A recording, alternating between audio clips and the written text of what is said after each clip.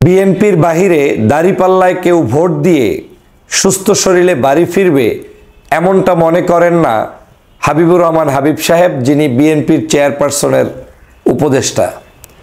আমার কেন জানি মনে হচ্ছে যে চেয়ারপারসনের উপদেষ্টা পদবীধারী যারা, তাদের সবাইকে এখন কম বেশি ভীমরুতিতে পেয়েছে। আর একজন চেয়ারপারসনের উপদেষ্টা হচ্ছে ফজলুর রহমান। তার মন্তব্য বক্তব্যগুলো আপনারা প্রতিদিন দেখছেন যে তিনি সকাল সন্ধ্যা আওয়ামী লীগের হয়ে কাজ করছেন, আর অন্যদিকে তিনি বাংলাদেশের দেশপ্রেমিক নাগরিকদেরকে যাকে তাকে রাজাকার বানিয়ে দিচ্ছেন। এবং আজকে আমাদের সেন্ট্রাল নেতাদেরকে আহ্বান জানিয়েছে আমাকে আর ফজলু ভাইকে দল থেকে বের করতে হবে। এত সাহস পাই কোথায়, এত দুঃসাহস পাই কোথায়? সে কালকেও বলেছে, পরশুদিনও বলেছে বাংলাদেশের 45টা দল রেজিস্টার দল, বিএনপি এমন কি হয়ে গেল যে বিএনপির কথা মতো নির্বাচন দিতে হবে। তারা হাজি দিয়ে প্রথমে বলেছে জিয়া রহমান কেটেছে খাল, এর সাথে লাঙ্গল আওয়ামী লীগের নৌকা। এইসব ছেলেদের মুখে জিয়া রহমানের নাম নেয়া ওদের মুখে সাজে বিনা কারণে। এবং ম্যাডামের আসসালামু আলাইকুম প্রিয় দর্শক, দেশ কিংবা দেশের বাইরে যেখান থেকে বসে ভিডিওটি দেখছেন সবাইকে অনেক অনেক ধন্যবাদ এবং ভালোবাসা জানাচ্ছি। প্রিয় দর্শক, আমরা সরাসরি চলে যাব ভিডিও স্ক্রিনে। সেখানে আজকের ভিডিওর মূল অংশ দেখে আসবো। ভিডিওটি অত্যন্ত গুরুত্বপূর্ণ হবে, অবশ্যই ধৈর্য সহকারে পুরো ভিডিওটি দেখবেন, তাহলে বিস্তারিত বুঝতে পারবেন। ভিডিও শেষে গুরুত্বপূর্ণ আলোচনা করা হবে। বিএনপির বাহিরে দাঁড়িপাল্লায় কেউ ভোট দিয়ে সুস্থ শরীরে বাড়ি ফিরবে এমনটা মনে করেন না হাবিবুর রহমান হাবিব সাহেব, যিনি বিএনপির চেয়ারপারসনের উপদেষ্টা। আমার কেন জানি মনে হচ্ছে যে চেয়ারপারসনের উপদেষ্টা পদবীধারী যারা, তাদের সবাইকে এখন কম বেশি ভীমরুতিতে পেয়েছে। আর একজন চেয়ারপারসনের উপদেষ্টা হচ্ছে ফজলুর রহমান। তার মন্তব্য বক্তব্যগুলো আপনারা প্রতিদিন দেখছেন যে তিনি সকাল সন্ধ্যা আওয়ামী লীগের হয়ে কাজ করছেন, আর অন্যদিকে তিনি বাংলাদেশের দেশপ্রেমিক নাগরিকদেরকে যাকে তাকে রাজাকার বানিয়ে দিচ্ছেন। হাবিবুর রহমান হাবিব ভাইয়ের সাথে বেশ অনেক টকশো হয়েছে। 5ই আগস্টের পূর্বে একত্রে বহু স্মৃতি আছে, আমরা সংগ্রাম করেছি, লড়াই করেছি। 5ই আগস্টের পরেও তার সাথে আমার সাক্ষাৎ হয়েছে, কিন্তু সাম্প্রতিক সময় তার বিতর্কিত 3-4টি মন্তব্য জাতির কাছে আজকে তাকে প্রশ্নবিদ্ধ করছে এবং তার এই সিনিয়র রাজনীতিবিদ হিসেবে যে অবস্থান, সেটাকে ধ্বংস করে দিচ্ছে। কি কারণে এমনটা হবে? যেটা আওয়ামী লীগ বলত যে নৌকার বাহিরে কেউ সেন্টারে আসলে আস্থা যেতে পারবেন না, নৌকায় ভোট না দিয়ে কেউ বাড়িতে ফেরত যেতে পারবেন না, নৌকায় ভোট না দিলে কেউ সেন্টারে আসবেন না। এই বক্তব্যগুলো তো বিএনপির নয়, এই বক্তব্যগুলো হচ্ছে আওয়ামী লীগের ফ্যাসিস্টের। অথচ এই বক্তব্যের বিরুদ্ধেই লড়াই করেছে গত 16 বছর জাতীয়তাবাদী দল, জামাতে ইসলাম, বাংলাদেশের সিংহভাগ রাজনৈতিক দল যারা দেশপ্রেমিক। কিন্তু হঠাৎ করে কেন ওই একই চরিত্র বিএনপির পরিচয়ে নেতারা তাদের মুখ থেকে এখন বের করার চেষ্টা করবেন? হাবিবুর রহমান হাবিব সাহেব বিএনপির চেয়ারপারসনের উপদেষ্টা, একজন সিনিয়র সম্মানিত ব্যক্তিত্ব। তার মুখে যদি এই বক্তব্য এখন আসে যে বিএনপির বাইরে কেউ যদি জামাতে ভোট দেয় সে আস্থা শরীর নিয়ে বা সে সুস্থভাবে বাড়িতে ফেরত যেতে পারবে বলে তিনি মনে করেন না, তার মানে তিনি মনে করেন যে এই মানুষগুলো আক্রান্ত হবেন, এই মানুষগুলোর কোনো অধিকার নেই।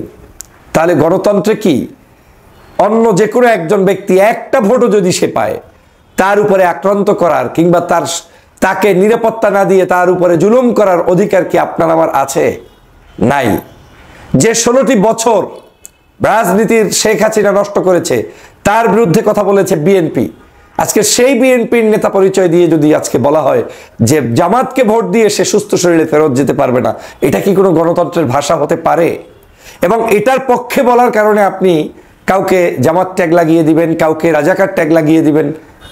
এই হচ্ছে বাংলাদেশ। তাহলে পরিবর্তনের কি আসলো, বা পরিবর্তন যেটার জন্য আমরা লড়াই করেছি, সংগ্রাম করেছি, সেই পরিবর্তনের কি আমরা দেখতে পাচ্ছি? বাংলাদেশে আওয়ামী লীগবিহীন নির্বাচন হলে বাংলাদেশে স্বাভাবিকভাবেই জনগণ বিএনপিকে ভোট দিবে, জামাতকে ভোট দিবে, ইসলামী আন্দোলনকে দিবে, এনসিপিকে দিবে, গণ অধিকারকে দিবে, আরও যত পার্টি আছে যাকে খুশি তাকে ভোট দিবে। ভোটের মাঠে আপনি তো নিয়ন্ত্রণ করতে পারেন না। তাহলে আপনি এই বক্তব্য দেওয়ার মধ্য দিয়ে বিএনপি একটি বহুদলীয় গণতন্ত্রের রাষ্ট্র প্রতিষ্ঠার দল হিসেবে যে ক্লেইম করেছে নিজেদেরকে, শহীদ রাষ্ট্রপতি জিয়াউর রহমান বাংলাদেশে যখন আওয়ামী লীগ বাকশাল কায়েম করেছে, যখন বাংলাদেশের মানুষের অধিকার ক্ষুণ্ণ করেছে, পত্রপত্রিকা বন্ধ করেছে, রাজনৈতিক দল নিষিদ্ধ করেছে, সেই সময় তিনি ছিলেন বহুদলীয় গণতন্ত্রের প্রবক্তা। তিনি ছিলেন বাংলাদেশের মানুষের অধিকার ওপেন করে দেওয়ার একজন মহানায়ক। আজকে তার দলের একজন নেতা যদি এখন এই বক্তব্যগুলো দেয়া শুরু করেন, তাহলে আপনার দলের বাকি নেতাকর্মীদেরকে কিভাবে নিয়ন্ত্রণ করবেন? গত কয়েকদিন আগে বলেছেন কি জানি, দুই পার্টির একই বিষ, হ্যাঁ, নৌকার ধানের শীষ। এই যে মন্তব্য যদি কেউ করে, তার জিহ্বাটা টেনে কেটে ফেলে দেওয়ার জন্য আপনি নির্দেশ দিয়েছেন। আপনার খুব ক্ষুব্ধ মানসিকতা থাকতে পারে যে আপনি নৌকার সাথে ধানের শীষ মিলানো ঠিক হবে না। আমিও বলছি না, অবশ্যই ঠিক হবে না। আওয়ামী লীগ ফ্যাসিস্ট, তার সাথে বাংলাদেশের কোনো রাজনৈতিক দলের সাথে বিন্দুমাত্র তুলনা দেওয়ার সুযোগ নেই। কিন্তু এর মানে এই নয় যে আপনি কারো জিহ্বাটা, আপনি ওখান থেকে দা পান, কুড়াল পান, যেখানে পান সেখান থেকে কেটে ছিন্ন বিচ্ছিন্ন করে ফেলবেন। এটা তো হতে পারে না, এটা তো সুন্দর বক্তব্য নয়, এটা তো কোনো অবস্থায় সঠিক কথা নয়। কিন্তু হাবিবুর রহমান সাহেব, আপনি এই মন্তব্য করে জাতির কাছে নিজেকে ছোট করেছেন, প্রশ্নবিদ্ধ হয়েছেন। এর আগেও আরেকটি অসংলগ্ন বক্তব্য এসেছে, যদিও সেই বিষয়টি পরবর্তীতে আপনি সংশোধন করার চেষ্টা করেছেন। ইমাম, মুয়াজ্জিন, জামাত ইসলামের লোকজন নিয়োগ পেতে পারবে না, এবং সেই নিয়োগ আপনার অঞ্চলে যাতে না হয় এ মন্তব্য করেছিলেন, কারণ আপনি তখন জামাতের সাথে আপনার ক্ষুব্ধ একটি অবস্থান ছিল। যাই হোক, এই তিনটি মন্তব্যই আমাকে ব্যথিত করেছে। আপনি একজন সিনিয়র রাজনীতিবিদ, আপনাদের কাছ থেকে বাংলাদেশের তরুণ প্রজন্ম, বর্তমান প্রজন্ম শিখবে, কিন্তু আজকে আপনারা বলছেন এই ধরনের বক্তব্য দিয়ে বাংলাদেশের মানুষের কাছে কিভাবে গণতন্ত্রের দাওয়াত পৌঁছাবেন, কিভাবে মানুষের ভোটাধিকার পৌঁছাবেন, কিভাবে মানুষের ন্যায্য অধিকারকে প্রতিষ্ঠিত করবেন। তার মানে হচ্ছে এই বাংলাদেশে যদি আপনার ভাষ্য অনুযায়ী জাতীয় সংসদ নির্বাচনের ক্ষেত্রেই যদি এই অবস্থা তৈরি করেন, যেটা অন্তর্বর্তীকালীন সরকারের নিয়ন্ত্রণে বা তত্ত্বাবধায়ক সরকারের মাধ্যমে হবে, তাহলে আগামী দিনে যদি সরকারের অধীনে যে কোনো নির্বাচন হয়, সেই নির্বাচনগুলোর অবস্থা কি দাঁড়াবে সেটা তো আপনার বক্তব্য থেকে স্পষ্ট। বিরোধী মতের কেউ তো আপনার ওখানে যেতেই পারবে না। বিরোধী আদর্শের কোনো মানুষকে আপনি তো সেখানে ঢুকতেই দিবেন না, বিরোধী মতের মানুষদেরকে আপনি তো সেখানে কাজ করতে দিবেন না। তাহলে গণতন্ত্র আসবে কোত্থেকে? এভাবেই আজকের আমাদের এই গণতন্ত্রকে ধ্বংস করে দেওয়া হচ্ছে, শেষ করে দেওয়া হচ্ছে। প্রিয় সহযোদ্ধা ভাইরা, দেশপ্রেমিক ভাই ও বোনেরা, আমাদের এই গণতন্ত্রের পথে এখন বাধা অনেক দূরের মানুষ নয়, আমাদের মধ্যেই লুকায়িত বিভিন্ন মানুষ রয়েছে। আমি জানি হাবিব ভাইয়ের পূর্বের ইতিহাস ভিন্ন দলের থাকতে পারে, ভিন্ন আদর্শের থাকতে পারে, তার বক্তব্যের মধ্য থেকে ওই আদর্শের কিছু আসবেই। ফজলুর রহমান সাহেবের তো স্পষ্ট তার কি আদর্শ লালন করে না করে তা তো এখন স্পষ্ট হয়ে যাচ্ছে জাতির কাছে। তিনি তো 24 ঘন্টাই আওয়ামী লীগকে নিয়েই ব্যস্ত, বিএনপিকে নিয়ে তার কোনো চিন্তাই নাই।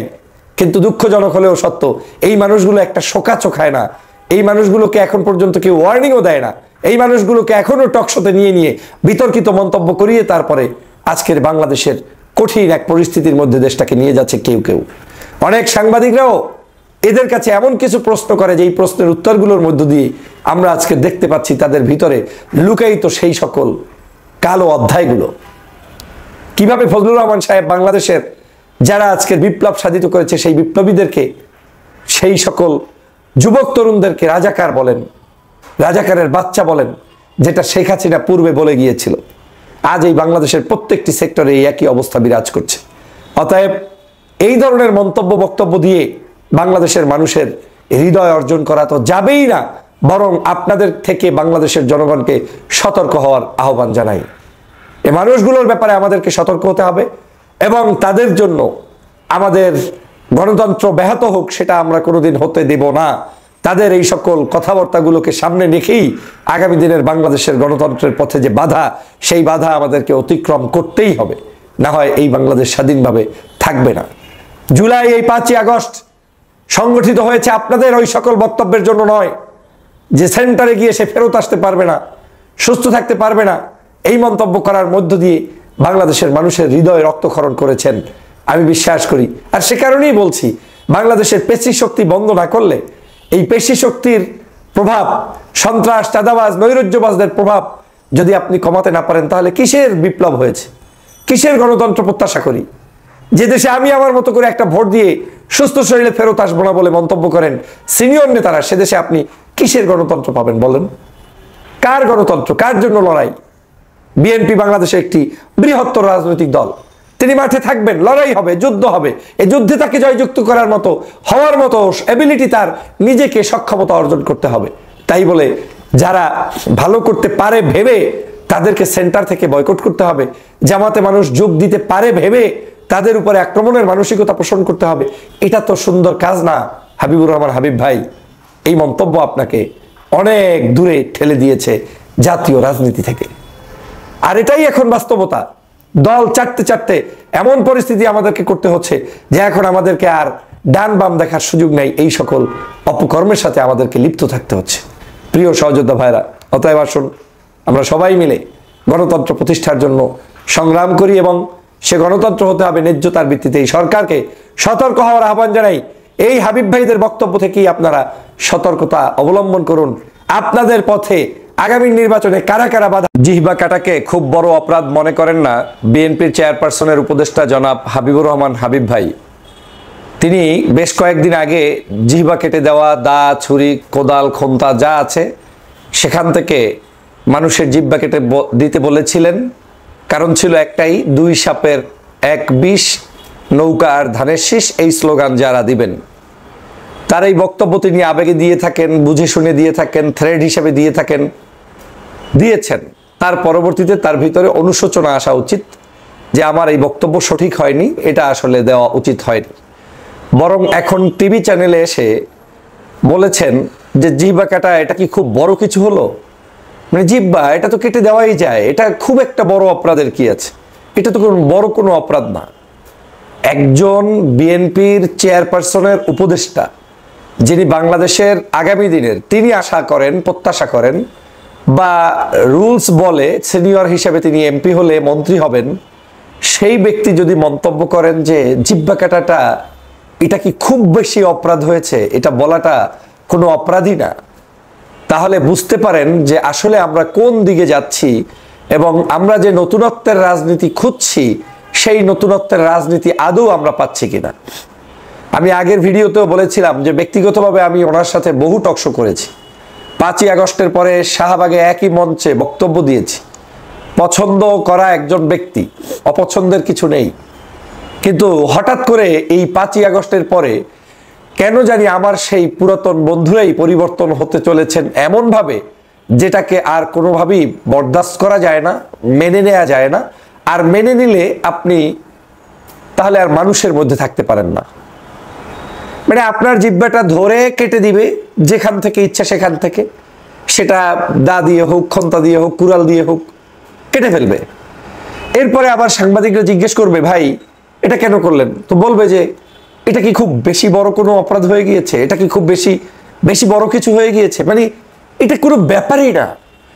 তাহলে এই হচ্ছে আপনার আমার সোনার বাংলাদেশ আর আপনার আমার সোনার বাংলাদেশের নেতাদের বক্তব্য। গত 16টি বছর আমরা আওয়ামী লীগ থেকে বাংলাদেশকে রক্ষা করার জন্য লড়াই করেছি, সংগ্রাম করেছি। সেখানে এই হাবিব ভাই অন্যতম, আমাদের সাথেরই একজন সহযোদ্ধা। আমরা অনলাইনে টকশোতে কথা বলেছি, তখন কি বলেছি? আওয়ামী লীগের জুলুম, আওয়ামী লীগের অত্যাচার, আওয়ামী লীগের নির্যাতন, আওয়ামী লীগের গুম, আওয়ামী লীগের খুন, আওয়ামী লীগের অন্য মতের মানুষের উপরে জুলুম নির্যাতন, বাক স্বাধীনতা হরণ, এই কথাগুলোই তো আমরা বলেছি। তো আওয়ামী লীগ যে আচরণগুলো গত 16 বছর এস্টাবলিশ করেছে, একই আচরণ তার বিরোধিতাকারী ব্যক্তিদের কাছ থেকে যখন হবে, তাহলে সেই আচরণটা আর আওয়ামী লীগের আচরণের মধ্যে কোনো পার্থক্য থাকে? তাহলে আওয়ামী লীগ আর বিএনপির মধ্যে পার্থক্যটা কোথায় হাবিব ভাই? আরো দেশনেত্রী বেগম খালেদা জিয়ার আপনি একজন উপদেষ্টা। আমি গতকালকের জন্য একটা ভিডিওতে বলেছিলাম যে চেয়ারপারসনের উপদেষ্টা মানেই ভীমরুতিতে পেয়েছে।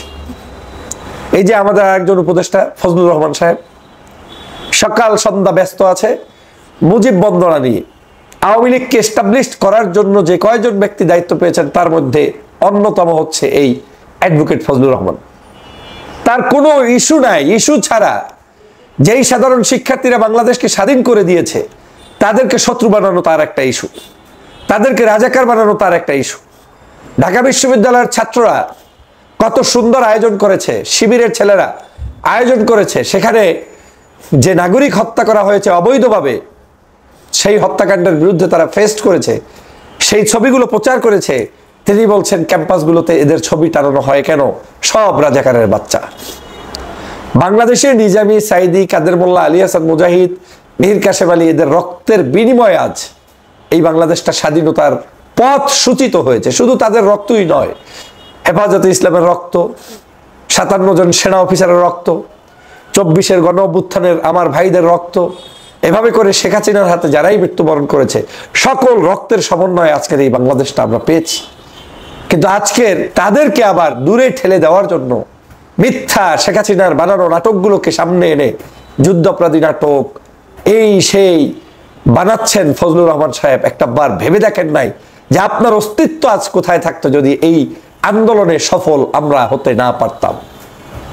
কিন্তু তিনি ওই একই আওয়ামী লীগের স্টাইলে যাকে তাকে রাজাকার বানাচ্ছে। 20 বছর 25 বছরের ছেলে রাজাকারের কি বোঝে, তাকেও রাজাকারের সন্তান, রাজাকার উপাধি দিয়ে দিচ্ছে। তার মানে সেই আওয়ামী লীগের ফটোকপি কয়েকজন ব্যক্তি এখন বাংলাদেশে চলমান রেখেছে, তার মধ্যে এই ফজলুর রহমান আর একজন অন্যতম।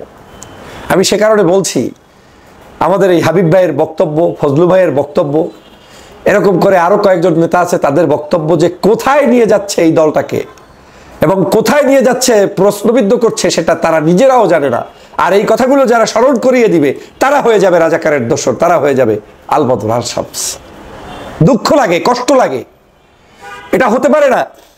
এই দলটি একটি ইসলামী মূল্যবোধের দল ছিল, এই দলটি একটি জাতীয়তাবাদী মূল্যবোধের দল ছিল। এই দলটাতে যদি বামপন্থী একজন নাস্তিক্যবাদী লোকও থাকতে পারে, ধরেন গণতন্ত্রের স্বার্থে যে সবাই থাকবে, তাহলে এই দলের উচিত ছিল এই দলে ডানপন্থী আদর্শবাদী মানুষরাও থাকবে যারা ন্যায়ের পক্ষে কথা বলবে, অন্যায়ের বিরুদ্ধে কথা বলবে। কিন্তু আজ তারা কোণঠাসা। আমি নিশ্চিত তাদের আজকে অস্তিত্ব নেই। এখানে শুধুমাত্র তাদেরই অস্তিত্ব যারা সকাল সন্ধ্যা জামাত শিবিরকে গালি দিতে পারবে, মানে ইসলামপন্থী রাজনৈতিক দলগুলোর বিরুদ্ধে স্লোগান তুলতে পারবে, পীর সাহেবদেরকে নেশাখোর বলতে পারবে। আজকে তাদের খুব মূল্যায়ন। এটা দলের জন্য যেমন ক্ষতিকর, দেশের জন্য ক্ষতিকর, ঐক্যের জন্য ক্ষতিকর।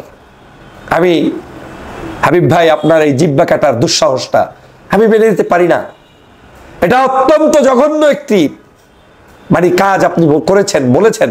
আপনার উচিত জাতির কাছে এসে প্রকাশ্যে ক্ষমা চেয়ে যে না, এই ধরনের বক্তব্য আমার মতো সিনিয়র রাজনীতির থেকে কোনোদিন সঠিক হয়নি। এবং আপনাকে আমি অনেক পছন্দ করি বিধায় এই কথাগুলো বললাম।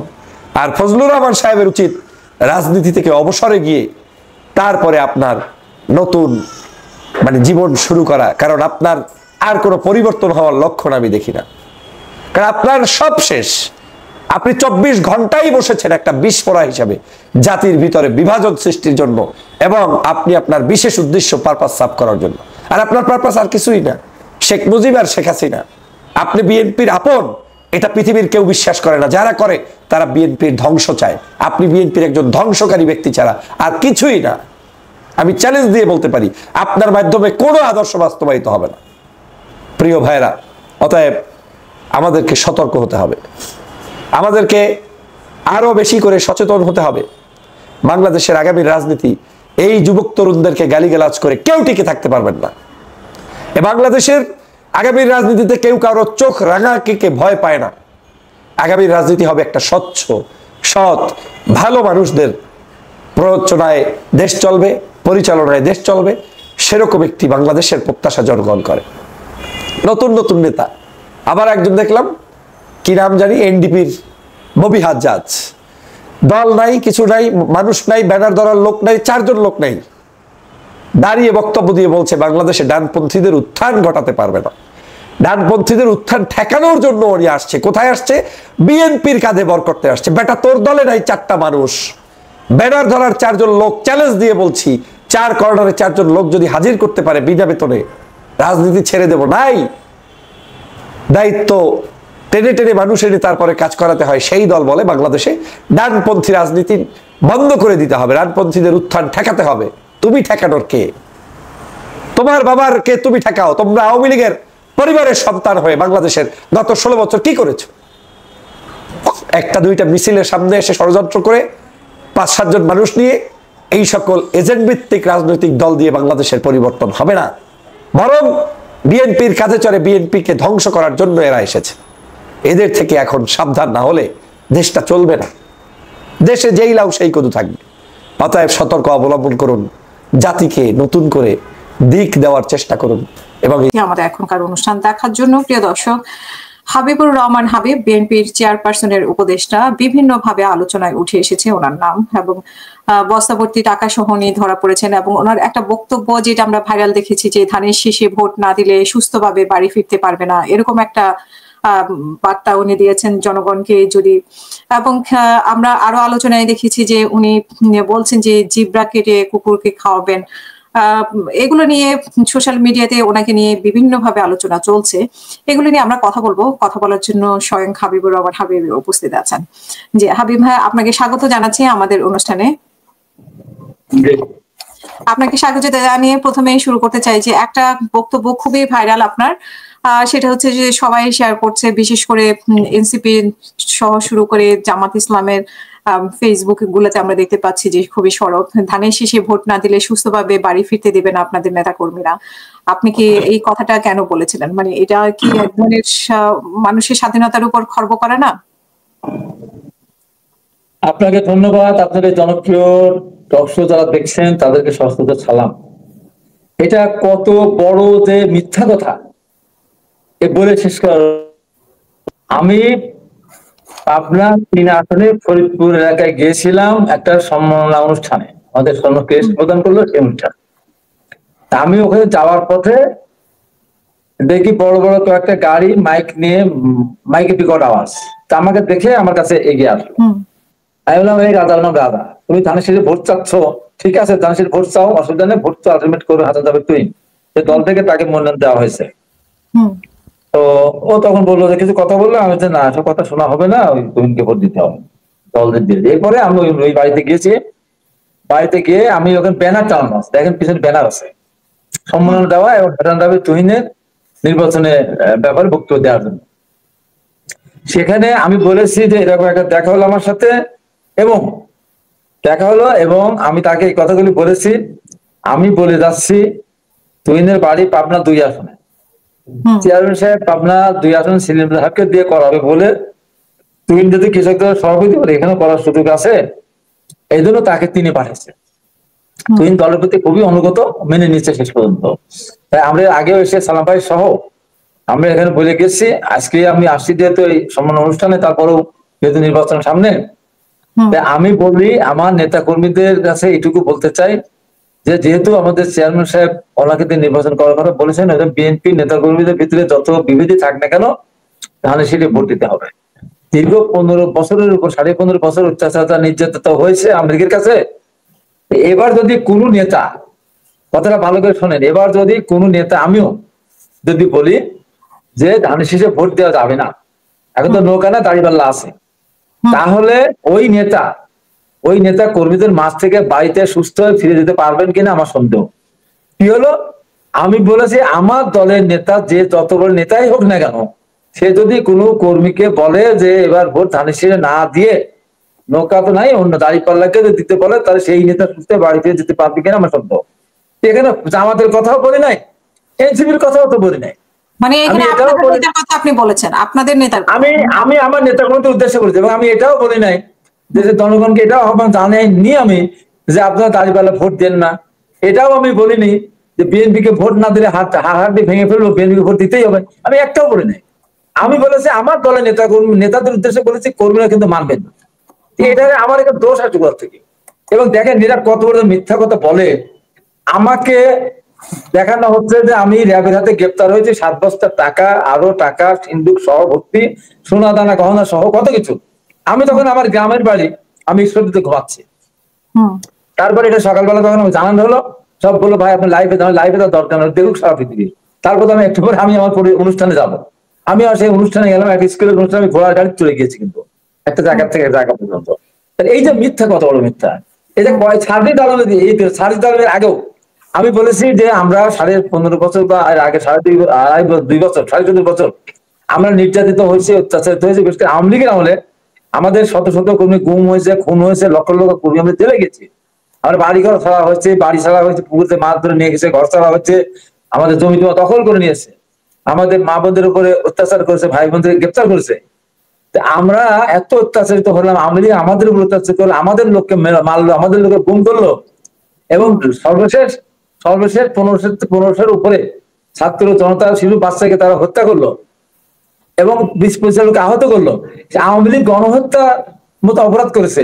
সেই আওয়ামী লীগের সাথে এখন বিএনপিকে যদি কেউ তুলনা করে, নৌকা ধানের শীষ 2 সাপের একই বিষ, তাহলে যে বলবে, আমি সার্জিসের কথাও বলি নাই, এনসিপির কথাও বলি নাই, জামাতের কথাও বলি নাই, যে বলবে এত বড় অন্যায় আমাদের বিরুদ্ধে, যে বলবে এই কথা, তার দিব্যাটা কেটে কোড়াল হাতের কাছে যা পাবেন ছুরি চাকু তাই কেটে কালো কুত্তা দিয়ে খাওয়া যাবে, মামলা আমার নামে হবে। আমি তো সহ্য করতে পারবো না। আমাকে কেন আওয়ামী লীগের সাথে মিলাবে? আওয়ামী লীগের ট্যাগ আমাকে আওয়ামী লীগের সাথে আমি কেন তুলনা করে বলেন তো আপনি? আমরা অত্যাচার দিলাম, আমাদের লোক মারা গেল, আমরা চলে গেলাম, আমরা বারবার রিমান্ড গেলাম, আর বলে যে নৌকা ধানের 2 সাপের একই বিষ। আবার কি বলে অপরাধ হয়েছে? অথচ আমাদের আমির এখন সবিক কি বললেন, আঙ্গুল তুলে বললেন, আমাদের দিকে কেউ আঙ্গুল তুলে আমরা ডান হাত না বাম হাতের আঙ্গুল দিয়ে তার জিব্বা টেনে ফেলে ফেলে দেবো, এক হুঙ্কার দিল। আমি তো কিচ্ছু বল নাই। আমি বলছি এই কথাটা যারা বলবে তারা কেন বলে আমার সাথে, কেন নৌকার সাথে ধানের মিলায়ে 2 সাপের একই বিষ কেন বলবে? এটা অন্যায় বলা এটা। আর এখানে সার্জিটাকেও বলি নাই, জামাতকেও বলি নাই, কাউকে বলি নাই। এখন দেখেন সার্জিদ আলমরা যে অন্যায়টা করলো, যে 15 টাকায় সোহাগ হত্যাকে কেন্দ্র করে তারেক রহমান বিদেশে আছেন, কোনো অপরাধ না, কোনো কিছু না, আমরা কিছু জানি না। ও যে মারা গেছে সেও যুবদল করে, যে মারছে সেও যুবদল করে, ভাঙড়ি ব্যাপারে কেন্দ্র, এখানে সংগঠনের ব্যাপার না, গ্রুপিং না, কোনো কিছু না। ধরো ঘটনাটা নৃশংস, এটা আমরা বলেছি। সেখানে রাত্রিবেলা বিশ্ববিদ্যালয়ের ছাত্ররা, ইঞ্জিনিয়ারিং ছাত্ররা মাসে নাম কি তারেক, হাসিনা গেছে যে পথে তারেক যাবে সে পথে, 3 চালে কাওয়া, তারেক রহমান কি যেন একটা বাজে স্লোগান দিল এবং বললো চাঁদা ওঠে পল্টনে চলে যায় লন্ডনে। এই যে স্লোগান দিল, আপনি বলুন তো এই স্লোগান দিয়ে কত বড় অপরাধ না? এবং আমাদের অনেকগুলি অফিসে তারা হামলা করেছে এবং আমাদের বিলবোর্ড ভেঙেছে, পোস্টার ছিঁড়ে ফেলেছে অনেক জায়গায় বিনা অপরাধে। তারপরে সার্জির গত কয়েকদিন আগে যে সাংবাদিককে হত্যা করলো ছিনতাইকারীরা, সেখানে সার্জি তাকে পোস্ট দিল, বিএনপিটা হত্যা করেছে, যেখানে সার্জির মামলা হয়েছে। আমি আজকে আপনার মাধ্যমে বলতে চাই, আমার এই যে মিনা কারণ তাকে আমি বলি নাই, সংক্ষুব্ধ হওয়ার তার কোনো কারণ নাই, আর ওই কথাই আমি বলি নাই। সেই কারণে সার্জিদ আমার বিরুদ্ধে 2-3টে পোস্ট দিল এবং আজকে আমাদের সেন্ট্রাল নেতাদেরকে আহ্বান জানিয়েছে আমাকে আর ফজলুল ভাইকে দল থেকে বের করতে। আমাদের এত বড় সাহস পাই কোথায়, এত দুঃসাহস পাই কোথায়? সে কালকেও বলেছে, পরশুদিনও বলেছে, বাংলাদেশের 45টা দল রেজিস্টার দল, বিএনপি এমন কি হয়ে গেল যে বিএনপির কথা মতো নির্বাচন দিতে হবে? তারা হাজি দিয়ে প্রথমে বলেছে জিয়া রহমান কেটেছে খাল, এর সাথে লাঙ্গল আওয়ামী লীগের নৌকা। এইসব ছেলেদের মুখে জিয়া রহমানের নাম নেওয়া ওদের মুখে সাজে বিনা কারণে। এবং ম্যাডামের শাড়ি কাকে ভাগ করে দিবে, গহনা কাকে ভাগ করে দিবে, সে কথা তারা বলেছে। আমরা তো কোনোটাই ধরতে চাচ্ছি না, বিনা কারণে। আমি কিচ্ছু বললাম না, বিনা কারণে উনি গায়ের পর পড়ে এগ্রি করতে গেলেন। আবার গতকাল আবার তাদের নাসিরুদ্দিন পাটোয়ারি বলে বললো হবে না। আরে এটা গায়ের জন্য কথা, মনে হচ্ছে সরকার প্রধান। এই যে অধ্যত্বপূর্ণ আচরণ, আমরা তো কারোর ভিতরে বলতে চাই না। জামাত যেমন নিজে আমি স্বীকার করেছে, কি বলেছে, মুক্তিতে অংশগ্রহণ করিনি, 1% রাখতে ইচ্ছে, দোষের কোনো ব্যাপার না। এখন তারা নিজেরাই মুক্তির বিরোধী দল হিসেবে নিজেরাই তারা স্বীকার করে দিচ্ছে, আবার স্মৃতি শুধু যায় না। আমি যদি সত্য কথাটা বলি, 1% রাখতে চেয়েছিল তারা, তার কারণে আলবদর সৃষ্টি করেছে, আসাম সৃষ্টি করে, রাজাকার সৃষ্টি করেছে, শান্তি কমিটি বানিয়ে মেয়েদেরকে আর্মি ধার তুলে দিয়েছে। আমি যদি এই সত্য কথাটা বলি, এটাকে অপরাধী হয়ে গেলাম। অথচ কয়েকদিন আগে ডাক্তার মাসুদ কি বললো, যে গিনিস বুকে নাম উঠছে, বাংলাদেশের নাম উঠবে এবং সেই দেশের একটা দলের নাম, তার নাম বিএনপি। পৃথিবীর দেশে দেশে সরকারের বিরুদ্ধে আন্দোলন সংগ্রাম হয় সরকার পতনের জন্য, আর বাংলাদেশে বিএনপির বিরুদ্ধে ক্ষমতা যাওয়ার আগে বিএনপির পতনের জন্য বাংলাদেশের মানে আন্দোলন সংগ্রাম শুরু করেছে বিএনপির পতনের জন্য।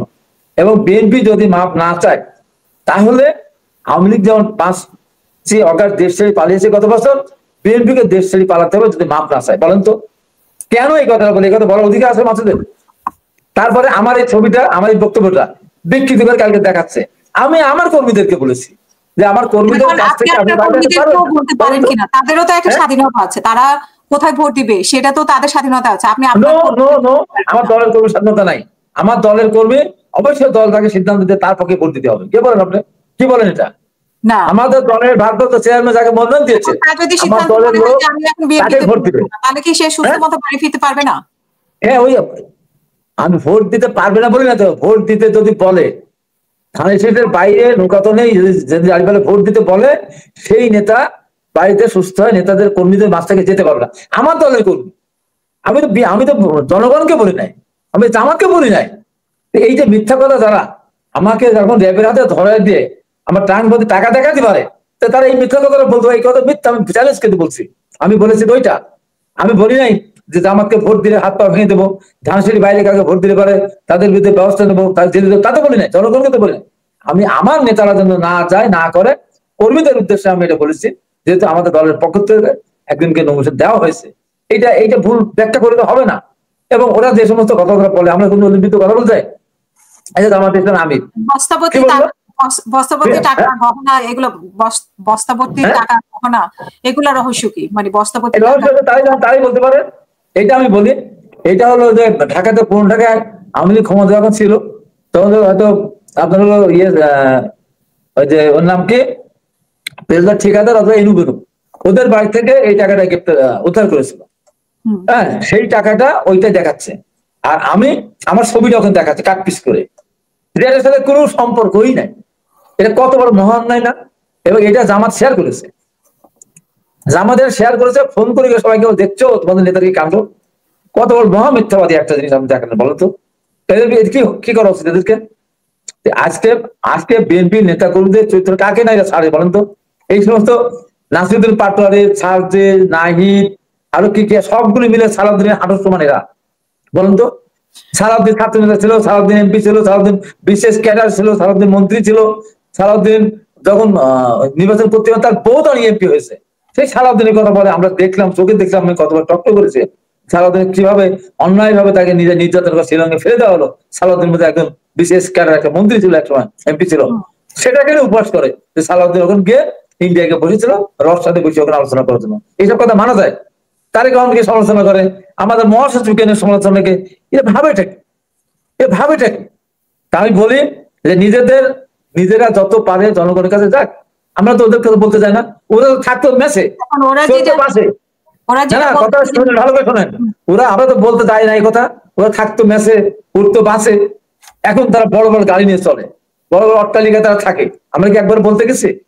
তাদেরকে পাহারা দেয় পুলিশ, তাদেরকে পাহারা দেয় আর্মি, সেনাবাহিনী সাজো আকার নিয়ে, তাদের জান নিয়ে, তাদের বহরে থাকে, কোটি কোটি টাকা খরচ করে। আপনি কি বলতে গেছে এগুলি কথা? তারা কি দেশের কোনো কথা বলেছে? অর্থনীতি কি হবে দেশের, ভবিষ্যতে শিক্ষা ব্যবস্থা কি হবে, কৃষকের কি হবে, শ্রমিকের কি হবে, বেকারের কি হবে, এসব কথা বলেছে? শুধু গিয়ে বিএনপির বিরুদ্ধে বিপদ গেছে, কোটি কোটি টাকা খরচ করছে সরকারের কোষাগার থেকে। এটাও তো একদিন সামনে চলে আসবে। এবং কালকে যে কথা বলেছে নির্বাচন হবে না ফেব্রুয়ারিতে, আমি বলি ফেব্রুয়ারিতে নির্বাচন ইনশাল্লাহ হবে। এই সরকার যেদিন নির্বাচন কথা বলেছেন, নির্বাচন কমিশন আপনার যখন তফসিল ঘোষণা করে দিবে, তখন অবশ্যই মানুষ নির্বাচনের পক্ষে যাবে। মানুষ নির্বাচন ছাড়া দীর্ঘ 17-18 বছর মানুষ ভোট দিতে পারেনি, এই কথা সব দল মিলেও এরশাদের উপজেলা নির্বাচন ঠেকাতে পারেনি 86 সালে 15 দল ভাগ হয়ে গেছিল, বিএনপি আর জামাত, বিএনপি আর 5 দল, সাধারণত ইনুরা নির্বাচন করেনি, আওয়ামী লীগ জামাতের সাথে নির্বাচন করেছিল। 88 সালে আওয়ামী লীগ, বিএনপি, জাতীয় পার্টি, না আওয়ামী লীগ, বিএনপি, জামাত, এই যে ওয়ার্কার্স পার্টি, রাষ্ট্র সব মিলে এই ট্রেডে নির্বাচন প্রতিহত করার কথা বলা হয়েছিল, প্রতিহত করা যায়নি। 96 সালে 15 ফেব্রুয়ারি ম্যাডাম খালেদা জিয়া সংবিধানের তত্ত্বাবধায়ক সভায় বিধান সংশোধন করার জন্য, যে স্বর্ণকে তার নাম লেখা থাকবে, নির্বাচনটা করেছিলেন 15 ফেব্রুয়ারি 96 সাল। ওই ঠেকাতে সবাই নির্বাচন হয়ে গেছে। 14 সালে সব দল মিলে আমরা চেষ্টা করেছিলাম, 153টা বিনা প্রতিদ্বন্দ্বিতা, বাদ বাকি 147টা ভোট তারা করেছে, ঠেকাতে আমরা পারিনি। 2024 সালে আমাদের কাউকে নির্বাচন করতে দেয়নি, আমরা সব দল মিলে আমরা নির্বাচন প্রতিহত করতে পারিনি। আমরা শুধু আহ্বান জানালাম শেষ পর্যন্ত, আপনারা ভোট কেন্দ্রে যাবেন না, অনার্থক প্রকাশ করেন। তো সেখানে সব দল মিলে পারলাম না। এখানে নাসিরুদ্দিন পাটোয়ারি আর স্বাধীনতা বিরোধী 2টা দল, একটা হলো জামাত, নিজের স্বীকার করেছে, আর একটা চরমনায় পরীক্ষিত, 100% পরীক্ষিত, তারা পাকিস্তানের পক্ষে ছিল। তারা মিলে নির্বাচন প্রতিহত করবে, আর দেশের মানুষ চেয়েছে দেখবে। আর যদি ফেব্রুয়ারি নির্বাচন না হয়, বলে দিচ্ছে ফেব্রুয়ারি নির্বাচন না হয় কোন এদের কারণে, সমস্ত দায় দায়িত্ব তাদের বহন করতে হবে। এবং ফেব্রুয়ারির পরে এই সরকার ক্ষমতা থাকবে না, আর্মি আর এই পুলিশ করবে না ফেব্রুয়ারির পরে। তখন আর্মি যখন না থাকবে, এই সরকার যখন থাকবে না অবশ্যই, তখন এদের কি হবে? তখন কি সাধারণ ব্যাংকে পাহারা দিবে? তফসিল ঘোষণা তো করা হবে ডিসেম্বরে, তফসিল ঘোষণা হবে। তারা যদি এত জনপ্রিয় হয়ে থাকে, ডিসেম্বরে যদি তফসিল ঘোষণা না হয়, তাহলে কি সরকার থাকতে পারবে? হ্যাঁ, ডিসেম্বরে নির্বাচন সরকার যদি, আমি বলি সরকার যদি ফেব্রুয়ারির মধ্যে নির্বাচন না করে, অবশ্যই সরকার থাকবে না। না, অবশ্যই থাকবে ঘোষণা যদি না করে, তফসিল ঘোষণা 3 মাস আগে তো তফসিল ঘোষণা করার কথা। হ্যাঁ, তফসিল ঘোষণা না করলে বোধহয় ফেরত করবে না, তখন এই সরকার গদি নড়বড়ে হয়ে যাবে এবং এটা ঠেকাতে পারবে না। এরা রাখতে পারবে না। এবং যদি থাকতে চায় সরকার জোর করে, আওয়ামী লীগ তো চেয়েছিল একদল ভাবে একটা নির্বাচন করে ক্ষমতা থাকতে পেরেছে। আওয়ামী লীগ যদি 24 সালে সবাইকে নিয়ে নির্বাচন করতো তাহলে দেশ ছেড়ে পালাতে হতো না। এরা যদি নির্বাচন, যদি এদের কথা মতো সরকার বিভ্রান্ত হবে না আমি আশা করি, তারপরে যদি হয় এই সরকারকে কিন্তু আওয়ামী লীগের মতো করুণ পরিণতি নিয়ে বিদায় হতে হবে। আওয়ামী লীগ যেমন দেশ ছেড়ে ভারত থেকে আশ্রয় নিয়েছে, এই যে যারা আজকে নির্বাচন প্রতিহত করার ঘোষণা দিয়েছে তাদেরকে এই দেশ ছেড়ে ভারতে তো তার জায়গা নাই, পৃথিবীর কোথাও তাদের জায়গা হবে না। আমি বলে দিলাম, পৃথিবীর কোথাও তাদের জায়গা হবে না। দেশটা নিয়ে সিনেমিনে খেলে এদের কোনো অধিকার নাই, কোনো অধিকার। যখন আমরা জেল খেটেছি, রিমান্ডে গেছি, আমাদের ইলেকটেড সরকার হয়েছে, তখন ওরা ঢাকা বিশ্ববিদ্যালয়, বিভিন্ন বিশ্ববিদ্যালয় আরামে ঘুমিয়েছে, খেয়েছে, ভোটার নির্বাচনের প্রতিবাদ করে নেই। আর আমাদের ছাত্র ছেলে বছরের পর বছর লস করেছে, বাড়ি থাকতে পারে না, ঘর থাকতে পারে না, পরীক্ষা দিতে পারে না, নির্যাতিত হয়েছে। আজকে তারা দেশের মালিক হয়ে গেছে। হ্যাঁ, দেশের মালিক হয়ে গেল। যারা হারুনের ওখানে ডিবি অফিসে খেলা খেয়ে, যারা মুসলিখাতে নেই, ভাঙচুরের সাথে নেই, জালাঘটাতে নেই, আমার সরকারের বিরুদ্ধে আন্দোলনের সাথেও নেই, তারা আজকে চোখ রাঙায়। কাদের উপরে চোখ রাঙায়? কাদের উপরে চোখ রাঙায়? সরকার পিছন থেকে, সরকারে আজকে আছে, সরকার তাদের সাথে সহায়তা করতেছে। আজকে সরকার থাকবে না, পরশুদিন জনগণের কাছে এরা গেলে জনগণ এদেরকে ফিরেও তাকাবে না, ফিরেও তাকাবে না। এবং তারা যে সমস্ত কথাবার্তা বলতে হবে না, হবে না বলছে, তো তারা যেটা বলছে যে নির্বাচন হবে না, তারা নিশ্চয়ই বসে থাকবে না। তারা মানে তিন দল ইতিমধ্যে তারা বসে থাকবে না। আমরা বলছি নির্বাচন হবে, সরকার ব্যবস্থা নিবে। তারপরে ডেডলাইন দিচ্ছে, নির্বাচন না হলে এই সরকার ক্ষমতা থাকবে না, ওরাও পালিয়ে যাবে। সরকারও থাকবে না, ওরাও পালিয়ে যাবে। সরকারের সেইটা ছাড়া ওদের চলার কোনো সুযোগ থাকবে না। বা এনসিপি থাকবে না, কিন্তু বিএনপি কি করতে পারবে তখন? বিএনপি করবে না, বিএনপি করবে না, বিএনপি করবে না। জনগণ, জনগণ, জনগণ, যে জনগণ তাদের পিছনে গিয়েছিল লক্ষ লক্ষ জনগণ, এখন ডাকলে কয়জনকে পায়? এখন ডাকলে কয়জনকে পায়? ওই চেয়ার থাকে ফাঁকা। সে বুঝতেছে না তারা, তাদের তো এই দেশে, হ্যাঁ তারা ওই সময় বৈষম্য আন্দোলন করেছিল, মানুষ বিদেশ সরকারের বলে উদ্যোগ সবকিছু মিলে মানুষ সমর্থন করেছিল। তাহলে আমাদের প্রায় 5-7 ছেলেরা আমাদের বিরুদ্ধে, আমাদের অংশগ্রহণ শহীদ হলো কেন? আমাদের 5,000 লোক কেন আসতে হলো বলেন তো? আমাদের 10,000 বোতল কেন আহত হলো? আমরা যদি অংশগ্রহণ নাই করবো তো আমাদের এতগুলো লোক শহীদ হলো কেন, এতগুলো আহত হলো কেন বলেন আপনার? তাই মনে করে থাকে তাদের, তো তারা এখন এনসিপি গঠন করেছে। এনসিপি কি একজন মারা গেছে? একদিন মারা গেছে। ঢাকা বিশ্ববিদ্যালয়ে একদিন শহীদ হয় নাই, একটা ঢাকা বিশ্ববিদ্যালয় শহীদ হয় নাই, জাহাঙ্গীরনগর বিশ্ববিদ্যালয় শহীদ হয় নাই। আজকে তাদের মালিক হয়ে গেছে। নির্বাচন হবে না। পৃথিবীর কোন দেশ আছে নির্বাচন ছাড়া চলে? কোন দেশ আছে নির্বাচন দীর্ঘদিন চলে? তারা আমাদের নেতাদের কাছে বিচার দেয়। তারে ফজলুর রহমান মুক্তিযোদ্ধা, একটা থানা কমান্ডার ছিল, আমরা মুক্তিযুদ্ধে গেছি। এই দেশটা এমনি আসেনি। এই দেশে গন্ধ খালি, এখানে নতুন করে দেশ স্বাধীন হয়নি। আমরা 90 সালে ওই দেখা মাত্র গুলি 144 ধারা কারফিউ ভঙ্গ করে এসবকে বিদায় করেছিলাম। আমরা ওই দেশটা হতেও যাইনি, বানাতেও আমরা যাইনি। তাই আমরা বলি যে সব দেশ শেষ আছে, আচরণ সূত্রাতে হবে। আমাদের বিচার নেতাদের কাছে দিয়ে তারা তারেক রহমানকে সমালোচনা করবে, আর সেই তারেক রহমানকে তোমার হাইকমান্ডের কাছে বিচার দিচ্ছে, সুপারিশ করতেছে আমাদের দল থেকে বের করে দেওয়ার জন্য, আমার দলের কেউ না সেটা বলানোর জন্য। এত সহজ, এত সহজ। একটা কথা আমরা অসত্য করে নেই, যাহা সূর্যের মতো সত্য, চাঁদ যেমন আকাশ মতো সত্য, আমরা সেই কথাটাই আমরা বলে যাচ্ছি যে এরা স্বাধীনতা বিরোধী, জামাত স্বাধীনতা বিরোধী, চরমনের স্বাধীনতা বিরোধী। আর এদের সাথে যদি তাল মিলাতে যায়, এদের ভবিষ্যৎ এরা নষ্ট করবে। আমি চাই না এই ছেলেগুলো ভবিষ্যৎ নষ্ট হোক, তারা সংযত হোক, তারা সামনের দিকে রাজনীতি করুক, সামনে এগিয়ে যাক। কেন স্বাধীনতা বিরোধীর সাথে তারা মিশে তাদের নিজেদের এটা নষ্ট করবে? দেখেন না স্লোগান, এই স্লোগান আমাদেরই, তোমরাও জানো আমরাও জানি। জামাত শিবির পাকিস্তান, এই স্লোগান আগে কেউ দিয়েছে? আমি আপনাকে তোমার বাবা রাজাকার, তোমার দাদা রাজাকার, এই দেশ আমার বাপ দাদা, এসব স্লোগান হচ্ছে না। কেন হচ্ছে বলুন তো? স্লোগান আমরা দিই। এই যে অতিরিক্ত বাড়াবাড়ি, যাদের এই দেশের জন্য কোনো অবদান নেই, আমি বলছি কোনো অবদান নেই এই দেশের জামাত এবং চরমনায়ের, কোনো অবদান নেই। দেশটা স্বাধীনতা থেকে দিতে চেয়েছিল, আজকে তারা দেশের মালিক সাজতে চায়, দেশের ক্ষমতা দিতে চায়। এই দেশের মানুষ বললাম না 100 বছরও এই স্বাধীনতা বিরোধী বাংলাদেশ রাষ্ট্রীয় ক্ষমতায় কোনোভাবেই তারা গ্রহণ করবে না, কোনোভাবে আসতে দেবে না। সব মানুষ আপনার এই জামাতের বিরুদ্ধে, স্বাধীনতা বিরুদ্ধে, জামাত মানে কি স্বাধীনতা বিরোধী যারা, তাদেরকে বাংলাদেশের রাষ্ট্রীয় ক্ষমতায় কোন মানুষ আসার সুযোগ করে দিবে না, আসতেও দিবে না। পরিষ্কার করে বলে দিচ্ছে, এত সহজ। আজকে আমরা ঘোষণার আগে দুজন উপদেষ্টা পদত্যাগ করবেন। ওনারা আজকে বলেছেন যে আসিফ এবং মাহফুজ, যে ওনারা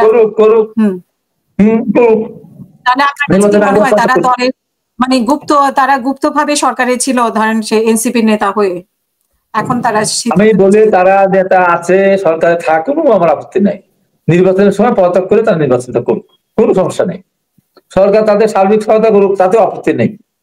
আমার কথা নির্বাচনটা হোক। দল যদি দেশের মানুষ তাদের গ্রহণ করে, ওয়েলকাম জানাবো। এবং আমি বলি দিন যত যাবে এদের জনপ্রিয়তা তত কমবে।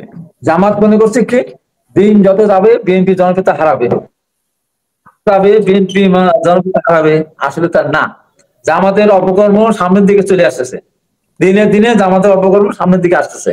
আর এনসিপি ওরা যদি ওই সময় ইলেকশন করতো, আপনার যে ইয়ের সময় এই পরপরই যে স্বতন্ত্র তারা দাঁড়াতো, এই প্রত্যেকটা ছেলে কিন্তু জিতে আসতো, প্রত্যেকটা ছেলে জিতে আসতো। এখন এদের পক্ষে নির্বাচনের মাঠে গিয়ে জিতে আসা কঠিন, এত বিতর্কে ওরা জড়িয়ে গেছে। পাথরের ব্যাপারে শুনতে চাই যে পাথরের ব্যাপারে সব দলের ঐক্যবদ্ধ, এবং আমরা দেখেছি যে পরিবেশ উপদেষ্টা অসহায় বোধ করছেন এই ব্যাপারে। আমি আপনাকে বলি পরিষ্কার, আমাদের দেশে পাথর আসে কোথা থেকে? ডেভেলপমেন্ট কিন্তু কোথা থেকে আসে? ভারত আসে, ভুটান থেকে। আমাদের দেশে পাথর তো ওঠে আপনার ওই উত্তরবঙ্গে পাথর ওঠে। এখন যদি এখানে পরিবেশের কারণে এই পাথর উঠানো পরিবেশের জন্য ক্ষতি হয়, সরকার সিদ্ধান্ত নিয়ে পরিষ্কার বলে দিলে তো হয়, বলে দিলে হয় দেখেন পাথর উঠবে না। আর যদি না সরকার বললে এই যে 10,000 লোকের মাঠে নামছে, সরকার যদি বলে দিত আগের থেকে যদি বলে দিত এখানে পাথর উঠবে না। এখন যেখান থেকে পাথর, আমি জাফলং এখানকার ব্যাপারে জানি না, ভোলাগঞ্জের ব্যাপারে জাফলং এ দেখেছি, শুনেছি, গেছিলাম দেখতে, যত পাথর উঠানো যায় তত নাকি বাড়ে। তার কারণে যেভাবে যে ইন্ডিয়া থেকে পাহাড়ি ঢলে সব পাথর এখানে চলে আসে, অথবা যদি আমরা না কুড়াই নি এখান থেকে তাহলে এখানে আর স্তূপ হয়ে যাবে। আমি জানি না সত্য মিথ্যা, তাই বলি এই এলাকার যদি পরিবেশের কারণে পাথর উঠানো ঝুঁকিপূর্ণ হয়ে থাকে তাহলে সরকার অবশ্যই তাদের উঠাতে দিবে না, এটা আমি সমর্থন করি না। আর যদি ঝুঁকিপূর্ণ না হয়, সরকার একটা নির্দিষ্ট সরকার যে আর্থিক খাতে যে কিছু টাকা জমা দিতে ওদের বলে হলো ডেকে নেয় আর কি, রাজস্ব, সরকার খাতে রাজস্ব দেয় বিভিন্ন ভাবে, বালু মহল থেকে শুরু করে বিভিন্ন জায়গায় দেয়। তেমন যদি পরিবেশগত ক্ষতি না হয় তাহলে সেখানে বলতে হবে। আর পরিবেশ ক্ষতি হলে অবশ্যই আমি এটাকে সমর্থন করবো না। এবং আমাদের দল সেটাকে এই পরিবেশ যাচাই করেছে কিনা আমি জানি না, তারপরে যিনি এই এর সাথে জড়িত তার বিরুদ্ধে আমাদের দল কিন্তু একটা সিদ্ধান্ত নিয়েছে, অলরেডি তার পদ স্থগিত করেছে। এ ব্যাপারে আমাদের বসে আমরা দেশের স্বার্থে বিরুদ্ধে কোনো কাজ আমরা করবো না। পরিবেশ বিঘ্ন ঘটুক এমন কোনো কাজও আমাদের নেতা কর্মী করলে আমরা সেটাকে সমর্থন করি না, করবো না। অসংখ্য ধন্যবাদ হাবিবুর রহমান হাবিব। একজন দর্শক আমি নিতে পারি যদি আপনার সময় থাকে? একজন দর্শক বলেন। জি মহিন, আপনাকে দেখা যাচ্ছে না, আপনার মাইক্রোফোনটা অন করে কথা বলবেন প্লিজ।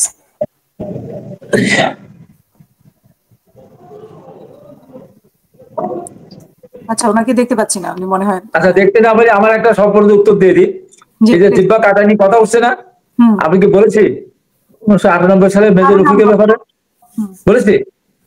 98 সালে যখন মেজর রফিক সংসদ দাঁড়িয়ে বললো যে ছাত্র দলের প্রেসিডেন্ট শহীদ চৌধুরী কাটা রাইফেলে পুলিশকে গুলি করতে উদ্যত হয়েছিল, পুলিশ আত্মরক্ষা থেকে টিয়ার শেল নিক্ষেপ করেছে, তার প্রতিবাদে প্রেস ক্লাব দাঁড়িয়ে বলেছিলাম, মেজর রফিক আপনি জানেন না ছাত্রলীগের প্রেসিডেন্ট কাউকে তাক করতে চায় বলার আগে ইশারা করলেই হয়।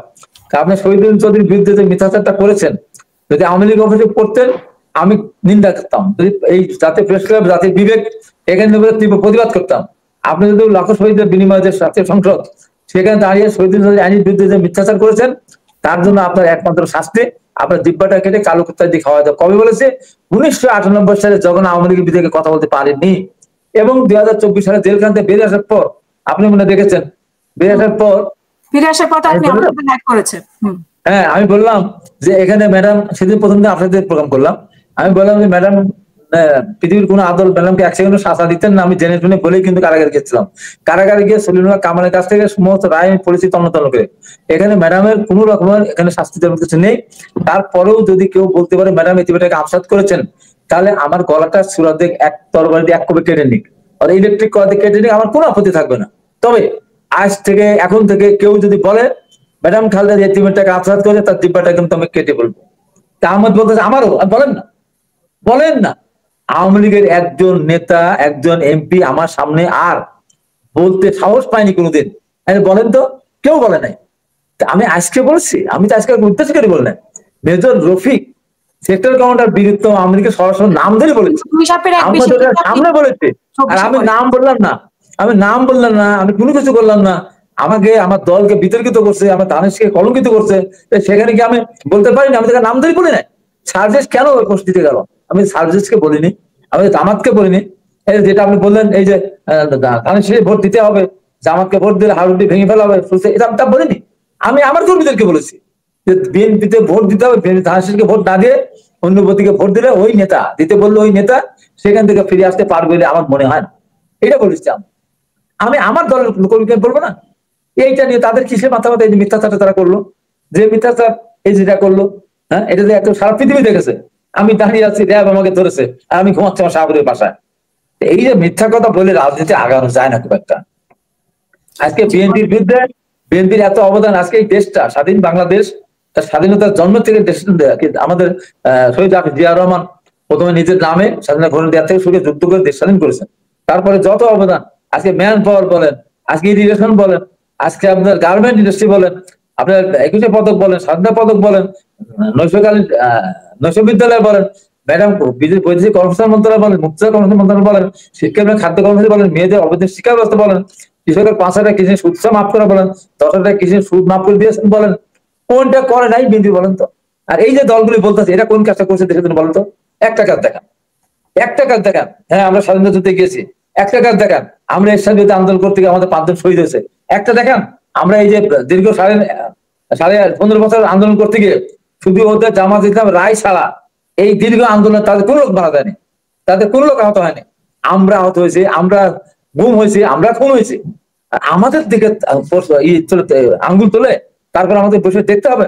জামাতের আমি যখন এই কথা বলে, তখন আমি বলতে চাই, একটু ব্যাংক লুট করলো কারা? এছাড়াও তাদের ব্যাংকগুলো নিয়ে গেছেন, এই যে 5-6টা ব্যাংক কে লুট করলো, হাজার হাজার কোটি টাকা। সেখানে আমাদের পুকুর দখল করে নিয়েছে, আমরা সেই জায়গায় গিয়েছি। আমার জমি দখল করে নিয়েছে, আমি সেই জায়গায় গেছি। সেখানে আমি যে দখলবাজ হই, তাহলে আপনারা ব্যাংকগুলি 1 রাতের 3 দিনের ভিতরে দখল করে নিলেন হাজার হাজার কোটি টাকা। আজকে বিভিন্ন জায়গায় চাঁদা ধরা পড়তেছে। তাই তারা মনে করেন দিন যত যাবে তাদের জনপ্রিয়তা বাড়বে আর বিএনপি করবে, তা না। বিএনপির জনপ্রিয়তা বাড়বে এবং তাদের অপকর্ম সামনের দিকে আরো মানুষের কাছে প্রতিহত হবে। আসলে এরা মিথ্যাবাদী একটা দল, এবং আসলে যে ছেলেরা এগুলি করতেছে, এদের নিয়ে নানান প্রশ্ন আজকে আপনি চিন্তা করতে পারেন। এখনো 10ই নভেম্বর নূর দিবস, আমি ঘরে বসে থাকি। হ্যাঁ, 10ই অক্টোবর জিহাদ দিবস, মিলন দিবস 27শে নভেম্বর, দেবালী শাহ জাফর জয়নাল 15ই ফেব্রুয়ারি 1983 সাল, এই সমস্ত দিনগুলি আছে আমাদের রক্ত। নূর হোসেন দিবস 10ই নভেম্বর, রক্ত হিম হয়ে যায়। আর যে 5 তারিখে 5ই আগস্ট বিগত ফ্যাসিস্ট ওই দিন 100-এর উপর মানুষকে হত্যা করেছে, সেই দিন তারা জুলাই ঘোষণা বা জুলাই সনদ ঘোষণার দিন ঢাকা না থেকে তারা কক্সবাজার যায় ট্রেনে উঠে। হ্যাঁ, 18,000 টাকা তেমন নাকি হোটেল সুদ ভাড়া করে। শহীদদের প্রতি এতটুকু মায়া, এই মায়া, এই মায়া কেন না? হ্যাঁ, এই দিনে কেউ যেতে পারে? আজকে কথা বলতে হলে হিসাব করে বলতে হবে। এই প্রশ্নগুলো আসবে, সব ঘুরে ফিরে আসবে। সেটা জিজ্ঞাসা করবে ওই দিন কেন কক্সবাজার গেলেন, আপনার বলতে হবে, জবাব দিতে হবে। কি কাজ বেঁধেছিল আপনাদের? আপনারা ওখানে গেলেন যে জুলাই সনদ দিন ঘোষণার দিন না থেকে, হ্যাঁ, আপনার পছন্দ বলতে পারতেন না আমি মানি না, তাই বলে ওই দিন আনন্দ ভ্রমণে যাবেন? কোন কাজ ছিল কক্সবাজার? বলেন, ওই শহীদদের বাড়ি ঢাকা থেকে ছিল দিন। এই প্রশ্নে কিন্তু উত্তর দিতে হবে। জনগণ কিন্তু ছাড়বে না, বলেই যাবেন, শুনবেন না তা তো হবে। আর হুমকি ধামকি একটু কম দেখেন আমাদেরকে নিশ্চিন্ন করতে গিয়েছিল আওয়ামী লীগ, দেশ ছাড়া হয়েছে। আওয়ামী লীগের সব ছিল, সেনাবাহিনী ছিল, র্যাব ছিল, বিজেপি ছিল, ছাত্রলীগ, যুবলীগ, মসজিদের ক্ষতি, বাইরের ক্ষতি, কি না ছিল আওয়ামী লীগের? বিএনপিকে শেষ করতে পেরেছে? পেরেছে শেষ করতে? পারেনি। 2024 সালে নির্বাচন যদি হতো, সবাই অংশগ্রহণ, সেই বিএনপি 250-এর বেশি আসন পেত। আর সেই বিএনপিকে ধমক দেয়। হ্যাঁ, এখন পর্যন্ত তাদের গ্রামেগঞ্জে একটা কমিটি নেই, কিন্তু উপজেলা তারা ঠিক মতো কমিটি দাঁড়াতে পারে না। তারা বিএনপিকে ধমক দেয়, বিএনপি নেতাদেরকে ধমক দেয়, বিএনপি নেতাদের বিরুদ্ধে নালিশ দেয়। হ্যাঁ, আর নেতাদের সম্বন্ধে, আমার নেতাদের সম্বন্ধে তারা আজে বাজে মন্তব্য করে। এত সহজ রাজনীতি? এত সহজ? এত সহজ না। তাই বলি, রাজনীতি একদিনের জন্য না। সামনের দিকে এগোতে হলে বডি ল্যাঙ্গুয়েজ ঠিক করতে হবে, নেতাদেরকে সম্মান করতে হবে। ওদের জন্মের পূর্বেও তো আমি ন্যাশনালি দিব, সেজন্য তো আমরা দেখা মাত্র অভিযোগ করেছি। ওদের জন্মের পূর্বে 144 ভঙ্গ করেছি, ওদের জন্মের পূর্বে আমরা কারফিউ ভঙ্গ করেছি, আমরা এর সাথে পতন ঘটিয়েছি। আমরা তো ওদের সাথে যাইনি, আমরা তো একটা উৎসব বানাতে চাইনি। তাহলে আমাদের স্যাক্রিফাইস আছে। আমরা যতদিন হাসপাতাল থেকে যে মার খেয়ে আহত বিছানায় থেকেছি, ততদিন রাজনীতির বয়স ততদিন না। আমাদেরকে ধমক দেয়, আমাদের সম্বন্ধে কথা বলে, আমাদের কথা সমালোচনা, মিথ্যা উপচার করে, যেটা আমি বলিনি। এটা কি যা ইচ্ছা মনে করলো? এই দেশের স্বাধীনতার যুদ্ধে আমাদের অবদান আছে, আমরা মুক্তিযুদ্ধে গেছি। যত আন্দোলন সংগ্রাম আছে সব আন্দোলন অংশগ্রহণ করেছে। জামাত 9 বছর এরশাদের আন্দোলনে ওদের একজন লোক আহত হয়নি, নিহত বা শহীদ হতে দূরের কথা, একজন লোক আহত হয়নি, একজন লোক কারাগারে যায়নি। এই আওয়ামী লীগের 12.5 বছর জার্নিতে 10টা লোক মারা যায়নি এই জুলাই বিপ্লবের আন্দোলনের আগ পর্যন্ত।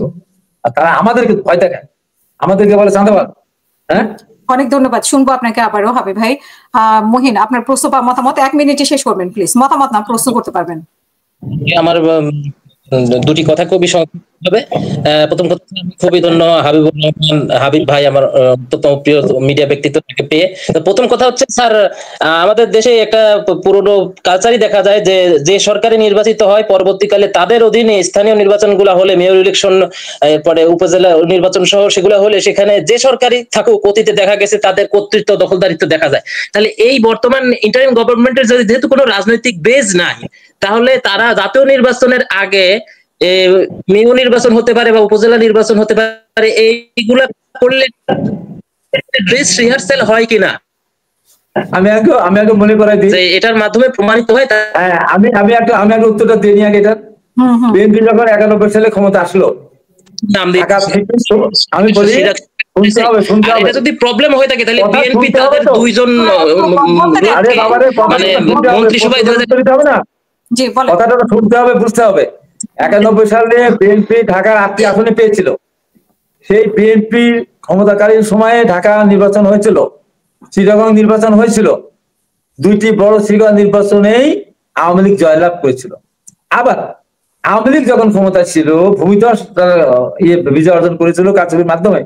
2013 সালে যখন ঢাকা, যেমন বরিশাল, চিটাগং, খুলনা, রাজশাহী নির্বাচন হলো, গাজীপুর, বিএনপি ক্ষমতার বাইরে, আওয়ামী লীগ ক্ষমতায়, মহাজোট, সবগুলি আসন কিন্তু বিএনপি পেয়েছিল। তাই নির্বাচন, স্থানীয় সরকার নির্বাচনও দলীয় সরকারের অধীনে নির্বাচন হলে যে বিরোধী দল যেতে, তার প্রমাণ 94 সাল ঢাকা চিটাগং মেয়র জেতা বিএনপি ক্ষমতা থাকার আওয়ামী লীগ, আর আওয়ামী লীগ ক্ষমতা থাকার 13 সালে সব নির্বাচনে, সব চিটাগং নির্বাচনে বিএনপি জয়লাভ করেছিল। অতএব নির্ভর করে সেই সরকারের ইচ্ছার উপরে। এখন বাংলাদেশে যে পরিবেশ পরিস্থিতি, ভবিষ্যতে কেউ ভোট জোর করে সিল মারা চিন্তা কেউ করবে না। কি জাতীয় সংসদ নির্বাচন হোক আর কি স্থানীয় সরকার নির্বাচন হোক, এখানে ভয় পাওয়ার কিছু নাই, এইটুকু পরিষ্কার। এখন মিডিয়ার যুগ, আওয়ামী লীগ যেহেতু মিডিয়ার যুগে পরোয়া করতো না, আমরা যেহেতু বিএনপি পরিষ্কার করে আমাদের সিদ্ধান্ত একটি দেওয়া আছে, মানুষের ভোটাধিকার প্রয়োগ করতে দিতে হবে, আমরা সেটা বাস্তবায়ন অক্ষর অক্ষর আমরা করবো বলে আমরা জনগণকে আশ্বস্ত করতে পারি। আমাদের নেতা তারেক রহমান সেটা আশ্বস্ত করেছেন। অতএব আমরা কারোর বিরুদ্ধে, আমরা এনসিপির বিরুদ্ধে আমাদের বক্তব্য নাই, জামাত সামনে বিরোধী সেটা আমি বলবোই, তারপর বিরোধী না আমাদের বিরুদ্ধে বলবে তার উত্তর দেবো। আগ বাড়িয়ে আমি কোনো দিন কারোর বিপক্ষে কথা বলিনি, আমার বলতে হবে না। এটা তোমার ভোটের পার্টি পদ্ধতি না, এটা দয়াতে আমাদের দল জামাত আমাদের সাথে বিএনপির সাথে 91 সালে নির্বাচনে জোর বেঁধে সিট পেয়েছিল। তারপর আওয়ামী লীগের সাথে আন্দোলন করে 96 সালে নির্বাচনে মাত্র 3টি আসন পেয়েছিল। বিএনপি কিন্তু বাংলাদেশের ইতিহাসে সবচেয়ে বড় বৃহত্তম বিরোধী দল, 116 আসন পেয়েছিল শত কারচুপি করার পরেও। বুঝতে হবে যে বিএনপি ক্ষমতায় যায়নি, কিন্তু 116 আসন পেয়েছিল। এই যে 2008 সালে যে নির্বাচন, এটা টোটালি সেই সময় সরকার 10% ভোট কেটে সব বাক্সে ভরে রেখেছিল বলে ভোটের পার্সেন্টেজ 86% হয়েছে, যার কোনদিনও হয়নি। বিএনপি জনগণের দল, জনগণ বিএনপির কিছু মানুষ কিছু অন্যায় করছে না তা না, তার মানে টোটাল বিএনপির অর্জন, চেয়ারম্যানের অর্জন, ম্যাডাম জির অর্জন, তারেক রহমানের স্যাক্রিফাইস সব মিশে যাবে, যাত্রাতে মিশে যাবে। আর তাদের কোনো অর্জন নেই, একটা কথা বলতে পারে না। আমি একটা সিনেমা দেখেছিলাম গোলাপি, এখন ট্রেনে গোলাপিকে যতই জিজ্ঞাসা করা হয় গোলাপি কোনো কথা বলে না। শেষ পর্যন্ত তিনি বলছে, ক গোলাপি ক, একটা কথা ক। আমি আজকে জামাত এবং এদেরকে বলতে চাই, একটা কথা কন না, একটা কাজের কথা কন। এই কাজটা আপনারা করেছেন, বলেন তো একটা কাজ বলতে পারবে? একটা কথা বলতে পারবে? একটা উদাহরণ দিতে পারবে? হ্যাঁ, বলগাম মুক্তিতে অংশগ্রহণ করেছে, বলগাম আমরা দেশের জন্যই করেছে। তারা নিজেদের ছাড়া তারা কোনো কিছু মানুষের জন্য করে না। জামাতের আপন ভাই সে জামাত না করে, ক্যান্সার হয়ে পড়ে থাকে, হার্ট অ্যাটাকে পড়ে থাকে, তাকেও দেখে না। কিন্তু জামাত যদি করে, সে দূরবর্তীতে থাকবে বা অনাথ তাকে দেখে। তার প্রমাণ, জামাতের যতগুলো অর্গানাইজেশন আছে, ব্যাংক, বিমা, কোচিং সেন্টার, প্রত্যেকটা জায়গায় জামাতের কর্মী 100%। অথচ ঢাকা ব্যাংক বলেন, যমুনা ব্যাংক বলেন, এশিয়ান ব্যাংক বলেন, সব ব্যাংকে বা সব জায়গায় জামাতের লোক আছে। জামাতের কোনো অর্গানাইজেশনে জামাত শিবির বাইরে কিন্তু কেউ নেই। তাতেই প্রমাণ হয় ওরা এই দেশের জনগণের জন্য রাজনীতি করে না, ওরা শুধু ওদের দলের লোকের জন্য রাজনীতি করে। অতএব ওই দলের লোকের জন্য রাজনীতি করে দেশের মানুষের ভালোবাসা উড়ানো যাবে না, আদায় করা যাবে না। অতএব দেশের মানুষ খুব সজাগ, খুব সজাগ, স্বার্থপর। এবং আমার সাথে যা লেগেছে না, আমি প্রমাণ করে দেবো ওরা একটা মিথ্যাবাদী দল। যত আমার বিরুদ্ধে বলবে সবগুলো মিথ্যা কথা বলতে হবে। আমি খুব সজাগ ভাবে কথা বলি। একবারও আমি বলবো না জনগণকে দাঁড়িপাল্লা ভোট দেন না, জনগণকে বলবো না। একবারও বলবো না বিএনপিকে ভোট না দিলে হাত পা ভেঙে, একবারও আমি বলবো না। আমি আমার নেতা কর্মীদেরকে বলেছি নেতাদের কথা শুনবেন না, আপনারা ধানের শীষে ভোট দেবেন। অতএব আমি এদিকে খুব সতর্ক, খুবই সতর্ক। অতএব আমার আমাকে ধরার ক্ষমতা ওদের নেই। আমাকে কোন দিক দিয়ে ধরবেন? আন্দোলন সংগ্রাম আমরা করেছি, বলতে পারবে যে হাইকোর্ট আমার পালিয়েছিল কোনো সময়? এই বিগত সরকারে আমলেও কতবার গ্রেপ্তার হয়েছে, কত কথা বলেছে, যখন কেউ কথা বলে নাই। আর সেখানে সার্জিস বিচার দিচ্ছে আমাকে আর ফজলুল ভাইকে দলের কাছে বিচার দিচ্ছে। দল বোঝে না, দল বোঝে না। এই দল কি রাজাকারের দল? এটা মহান মুক্তিযুদ্ধের মাধ্যমে মুক্তিযোদ্ধার শহীদ জিয়া রহমানের দল। এটা সেই দল অবশ্যই সারদার পক্ষের কথাই বলবে। এবং জামাতের কাছে বিএনপি দিনী না, বিএনপির কাছে জামাতের দিনী। এবং বিএনপিকে আমি বারবার বলছি 2009 সাল থেকে, যতদিন জামাতের সাথে বিএনপি থাকবে আমার শরীরের সমস্ত রক্ত দিয়ে আমি লিখে দেবো, ততদিন বিএনপি তো রাষ্ট্রীয় ক্ষমতা যাবে না, যাবে না, যাবে না। না বলে দিয়েছি, চাইও নাই। দেখেন তাদের আন্তর্জাতিক বিষয় গ্রহণযোগ্যতা না, তারা মৌলবাদী সংগঠন, তারা রক কাটা, তারা একটা সন্ত্রাসী সংগঠন, দেখেছেন তো আপনার বিভিন্ন জায়গায়। অতএব তাদের রাষ্ট্রীয় ক্ষমতা দেওয়ার স্বপ্ন দুঃস্বপ্নে থেকে যাবে। আরো দিন যখন যাবে, পাড়ায় পাড়ায় যারা আসল ধর্ম মানে যারা, তারা দেখেন না রাস্তায় কিভাবে নেমে আসতেছে, আমাদের বিরুদ্ধে কিভাবে তারা শুরু করেছে। এটা তো ইসলামিক দলই না, এটা ইসলামিক বিশ্বাসই কেউ না, এটা তো মৌদুদিবাদ বিশ্বাস করে। এটা মানুষের কাছে আরো পরিষ্কার হয়ে যাবে। আপনি দেখেন আগে শীত আসতেছে না, বাংলাদেশে অধিকাংশ জায়গায় জামাত ইসলামের ডাইরেক্ট যারা নেতা, যারা এই সমস্ত বাজে বাজে কথা বলে, মিথ্যা কথা বলে, তারা বাংলাদেশে এই যে শীতের মৌসুম আসলে 1 লাখ 2 লাখ করে টাকা নেয়, ইসলামের যেটা নেই, হেলিকপ্টারে ভাড়া দেওয়া লাগে। তারপরে গিয়ে তারা বক্তৃতা করে জামাতের পক্ষে বলে কোরআনের আইন ঘরে ঘরে আলো, ঘরে ঘরে জালো। আমরা কেউ না বলি না, হ্যাঁ আমরা তো চাই। তার মানে কি জামাতকে ভোট দিতে, আইডি দিয়ে ভোট দিতে হবে? এই কথা বলার জন্য আগামী বছর এই যে মৌসুম শুরু হচ্ছে, জামাতের কোনো বড় নেতা কোন জায়গায় ইসলামে জালসায় যেতে পারবে না, মানুষ গ্রহণ করবে না। এই দেশের মানুষ তাদের ওয়াজ শুনবে না, কারণ তারা মিথ্যা কথা বলে। যারা কওমি মাদ্রাসা আছে তারাও তাদের ওয়াজ শুনবে, যারা ইসলামের পক্ষে কথা বলে তাদের কথা শুনবে। কিন্তু জামাত করে যারা মিথ্যা কথা বলে, যারা সরাসরি স্বাধীনতা বিরোধিতা করেছে বলে নিজেরা স্বীকার করে, এখনো স্বাধীনতাকে স্বীকার করে না, 71 গন্ডগোলের বছর বলে, তাদের বক্তৃতা ওয়াজ মানুষ শুনবে না। অসংখ্য ধন্যবাদ হাবিবুর রহমান হাবিব আমাদের সাথে যুক্ত হওয়ার জন্য, আমাদেরকে সময়, আমাদের টেবিলটাকে সময় দেওয়ার জন্য।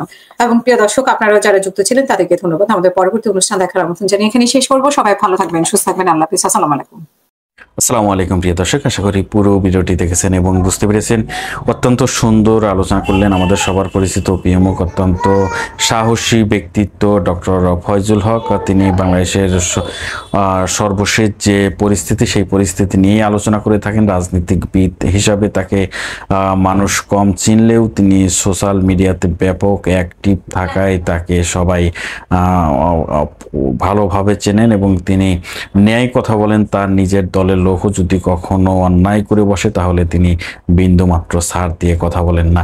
তিনি আগে বিএনপি রাজনীতির সাথে জড়িত ছিলেন, যখন বিএনপি ধারা ব্যাপকভাবে মানুষ আওয়ামী লীগ ধারা, যখন আওয়ামী লীগের সময়ে ব্যাপকভাবে মানুষ নির্যাতিত নিপীড়িত হয়েছে, তখন বিদেশের মাটিতে বসে শেখ হাসিনার বিরুদ্ধে কঠিন হুঙ্কার দিয়েছিলেন ডক্টর ফয়জুল হক এবং তিনি বিএনপির আদর্শ মেনে চলতেন, বিএনপির রাজনীতি করতেন।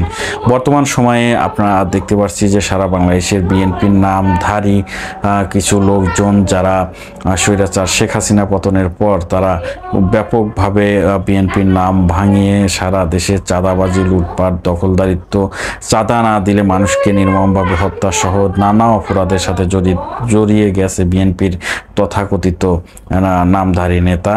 এর জন্য বিএনপির পক্ষ থেকে শক্ত অবস্থান হচ্ছে, তাদেরকে বহিষ্কার করা, এছাড়া আর কিছু করছে না। ডক্টর মোহাম্মদ ইউনূস তিনিও নিজেও কিছু করতে পারছেন না, যার কারণে রাগে ক্ষোভে দুঃখে দল থেকে পদত্যাগ করেন ফজলুর রহমান ডক্টর ফয়জুল হক। আমরা কিছুদিন আগে দেখেছি তিনি কথা বললেন বিএনপির ভাইস চেয়ারম্যান হাবিবুর রহমান হাবিবকে নিয়ে। তিনি যে কথা বলেছেন বাংলাদেশের জামাত ইসলামীকে নিয়ে, অন্যান্য দলকে নিয়ে, আসলে একটি রাজনীতিকবিদ হিসাবে, একজন বয়োজ্যেষ্ঠ রাজনৈতিক লোক হিসাবে, রাজনৈতিক দলের নেতা হিসাবে যেভাবে কথা বলা দরকার সেভাবে কথা বলেননি বিএনপির এই নেতা, যার কারণেই তাকে উদ্দেশ্য করে কথা বলা হলো। আমরা তার কথাগুলো শুনেছি, তিনি বেশ বিতর্ক সৃষ্টি করেছেন ইতিমধ্যে সোশ্যাল মিডিয়াতে, আমরা সেই অবস্থান তার দেখতে পেরেছি। প্রিয় দর্শক, আপনাদের কাছে কেমন লাগলো আজকের এই ভিডিওটি অবশ্যই কমেন্টে জানাবেন। সবাই ভালো থাকবেন, সুস্থ থাকবেন। ভিডিওটি শেষ করছি। আসসালামু আলাইকুম।